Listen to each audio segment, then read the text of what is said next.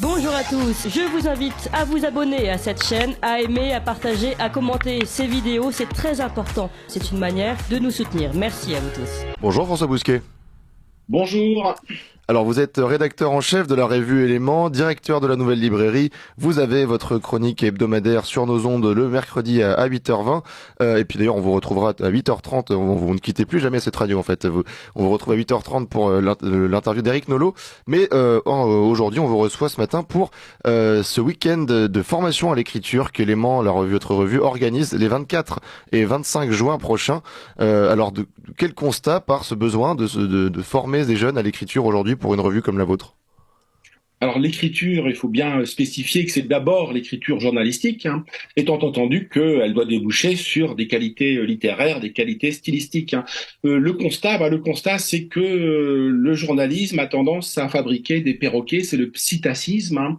Ils sortent tous du même moule, je parle des journalistes en général, il y a 13 écoles, sauf faire de ma part, 13 écoles de journalisme officielles aujourd'hui en France. Après, il y a quelques autres écoles qui sont des écoles privées et qui ont tendance à fabriquer des journalistes qui sont des clones. C'est l'armée des clones. Marianne avait fait un papier sur le journalisme il y a une dizaine d'années et il l'avait intitulé l'armée des clones. C'est qu'on fabrique le même fabrique le même. En général, le médiocre fabrique le même médiocre, sans une écriture journalistique avec une vraie personnalité. Donc, ce que nous voulons faire, c'est une contre-offre en quelque sorte, pour essayer d'inventer un contre-journalisme qui se distinguerait de la guimauve, de la moraline, des idées reçues qu'on a l'habitude de rencontrer dans la presse. Il y a un outil de mesure du degré de conformisme qui est très précis. C'est très difficile de dire une telle profession est conformiste.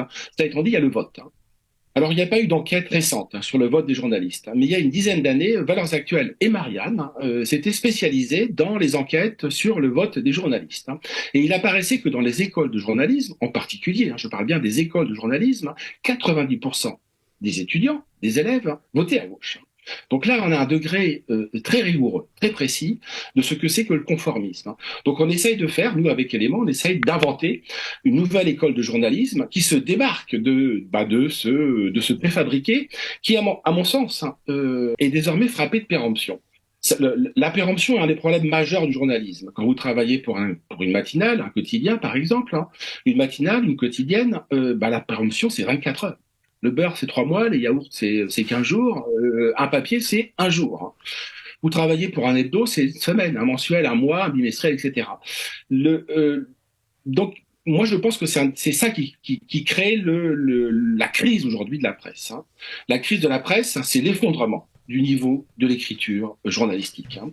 Et cet effondrement du niveau de l'écriture journalistique va être accéléré, va être 2 fois frappé de péremption par les logiciels d'intelligence artificielle. Ça fait déjà plusieurs années qu'une quantité de brèves sont écrites par des robots, par des processus d'automation.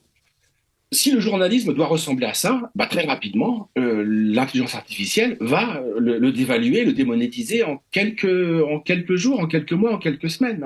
Si le journalisme doit ressembler à une fiche Wikipédia, ce que les quotidiens font de plus en plus, à quoi ça sert? Il suffira d'avoir une fiche Wikipédia plutôt que de lire un journal. Donc nous, on essaye de faire exactement le contraire de ça.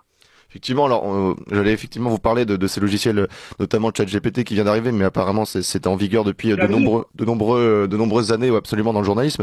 Mais on peut presque voir ces logiciels comme finalement une chance, puisque le conformisme étant absolument garanti par ces logiciels, ça peut aussi redonner un renouvellement du journalisme et rendre au journalisme humain la pleine dimension littéraire qu'il a perdu même avant ces logiciels d'intelligence artificielle, puisque vous avez parlé de conformisme sur le fond, et ça c'est difficilement contradit, c'est difficile, ce n'est plus approuvé en tout cas la majorité des journalistes votent à gauche, c'est tous les sondages électoraux l'ont dit, mais même sur la forme il y a un abaissement du niveau depuis plusieurs années. Je pense que vous avez pu le constater vous dans votre carrière, qui est aussi frappant et qui est délétère même pour le débat des idées.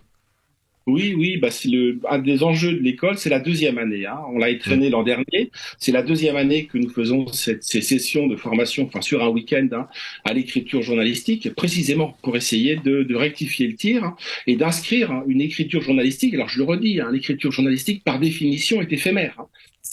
Par définition, elle est jetable. Par définition, elle est volatile. Mais comment l'inscrire dans quelque chose d'un peu plus durable, hein? Comment construire, c'est ce que disait Philippe Cadic, comment construire un univers qui ne tombe pas en morceaux au bout de 2 jours? C'est le vrai dilemme des journalistes, hein. Alors comment faire? Eh ben c'est ce à quoi on s'emploie pendant ces 48 heures, hein. C'est essayer de faire dégager une personnalité. C'est Karl Kraus, encore un grand maître. Tous les grands écrivains depuis un siècle et demi, ont attaqué le journalisme. Et les plus grands journalistes, en réalité, ont attaqué le journalisme. Je pense à Balzac, bien sûr, à sa monographie de la presse parisienne, à Nietzsche, encore un siècle, hein, de journalisme et les mots purons. Il voulait dire par là que les mots vont se dégrader, vont se corrompre, hein. C'est aussi un de nos chapitres sur la question de la syntaxe, mais j'y reviendrai.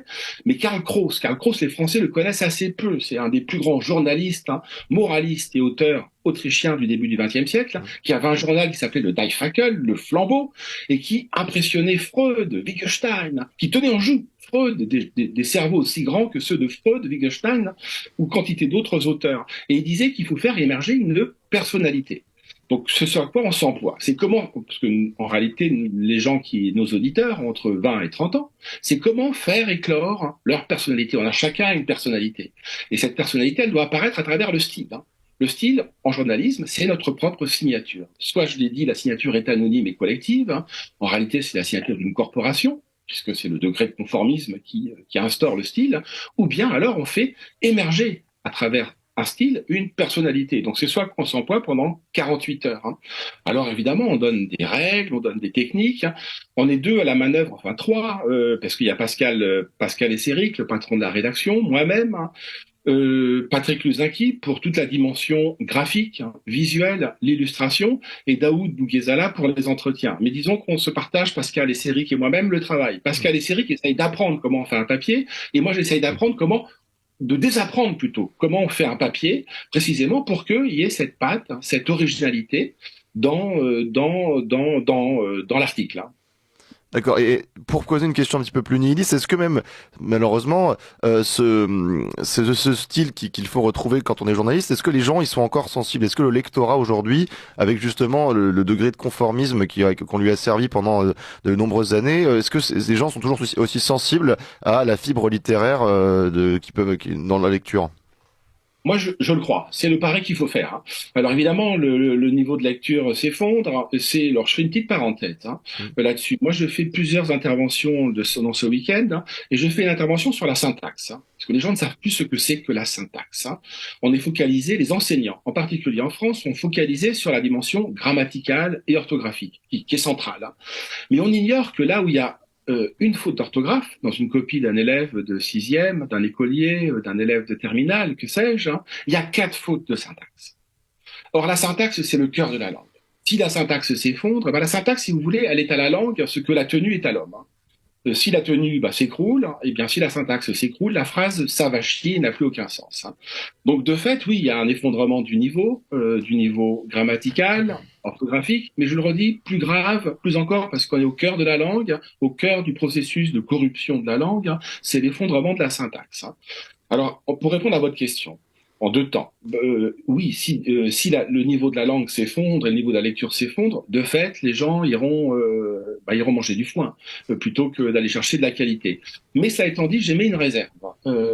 En France, un des drames de la France, me semble-t-il, et plus largement de l'Europe, hein, c'est que le médiocre appelle le médiocre. Il y a une conjuration des médiocres, hein. Mais ça n'est pas le cas aux États-Unis. Pour preuve, Tucker Carlson. Carlson est fascinant, puisque Carlson conjugue 2 qualités. C'est-à-dire le fond, un fond radical, et la forme. C'est un showman d'exception. Autrement dit, il a du style. Il interpelle l'auditeur à travers la caméra. Et je veux dire, c'est 100 millions, il a eu 100 millions de vues, Carlson, pour son basculement sur Twitter, hein.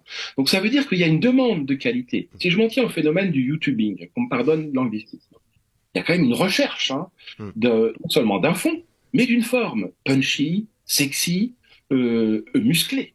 Donc je pense que le problème majeur pour nous Français, à travers les médias centraux, c'est évidemment j'écarte Radio Courtoisie, j'écarte Éléments, j'écarte des médias qui nous sont familiers, c'est que je le redis, c'est qu'il y a vraiment une conjuration des médiocres, hein.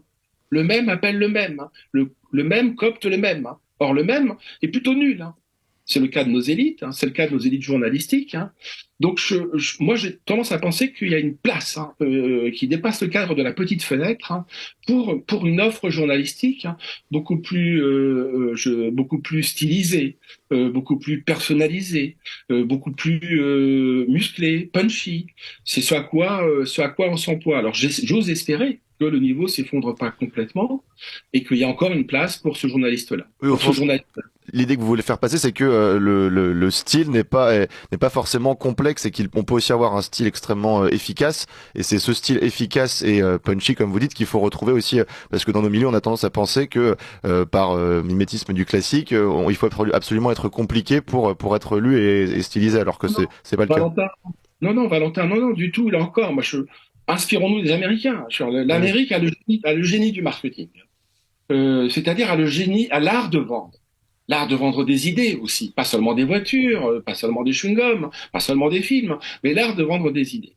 Il y a une écriture journalistique américaine exceptionnelle, avec plusieurs niveaux de lecture, bien sûr. En fonction du public auquel vous vous adressez, vous ajustez la mire. Si vous vous adressez à un public de quotidien, large, massif, eh bien évidemment, le niveau de langue n'est pas le même. Il est beaucoup moins élevé. En revanche, si vous vous adressez dans une revue savante, vous montez le curseur. Mais qu'est-ce que c'est que cette écriture américaine Eh bien, c'est une capacité à personnaliser un papier, c'est-à-dire à parler de physique quantique, en même temps en parlant de son chien, de son fox terrier, comme si on était à la terrasse d'un café, sur le guéridon, en train de prendre un Perrier-Menthe. Les Américains ont cette capacité, cette attitude, cette faculté à rendre, alors que vous me pardonnez le terme, il est malheureux, mais à rendre un papier sexy, à rendre un livre sexy.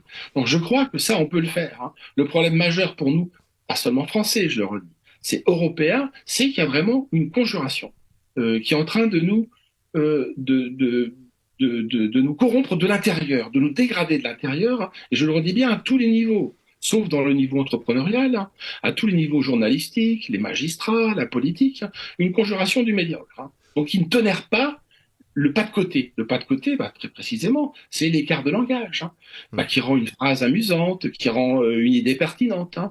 Donc, moi, oui, il faut au contraire cultiver, et en fonction du public auquel on s'adresse, cultiver l'originalité. Sinon, ça sert rigoureusement à rien. Vous devez commencer un papier, pour moi, un bon papier, mais comme une bonne chronique, comme un bon YouTuber en réalité. On parle de la même chose, c'est la même chose.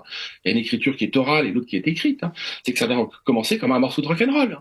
C'est pour moi un bon papier doit commencer comme la grange de ZZ Top.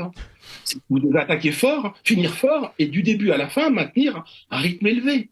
Ça vaut pour la chronique, ça vaut pour le youtubeur, ça vaut pour le journaliste. Sinon, je m'endors. On est bien d'accord. Et alors, donc la question centrale, évidemment, donc comment faire pour s'inscrire à cette formation? Je rappelle que cette formation à l'écriture organisée par la revue Éléments aura lieu les 24 et 25 juin prochains. Alors c'est sur 48 heures. Il faut ceux d'entre vous qui veulent, il faut se dépêcher puisqu'on va être 20, 25 pour des questions de logistique et d'intendance. Il faut envoyer un courriel à edouard.dalloz@revue-éléments pluriel élément.com. Je redis, edouard.dalloz, DALOZ, @revue-élément avec un S.com. De toute façon, on inscrira tout ça en lien de la description de YouTube, de la vidéo YouTube, pour que ce soit le plus simple pour nos auditeurs. Merci beaucoup en tout cas François Bousquet.